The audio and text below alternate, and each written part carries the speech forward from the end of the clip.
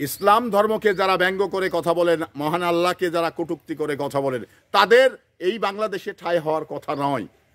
আপনারা জানেন, কারণ এখানে 95% লোক মুসলমান এবং মুসলমানের চেতনা ধারণ করে চলেন। তো সেই জায়গা থেকে এই যে একটি ব্যক্তি, একটি বাউল শিল্পী যে এই ধরনের কথাবার্তা বলে গোটা মুসলিম জাতিকে উত্তেজনার ভিতরে ফেলে দিয়েছেন, তার ধমনীর রক্তটাকে মানে টকবক করে ফোটার কথাবার্তা বলেছেন, তো এই মানুষটির আসলে আইনে কি হওয়া উচিত?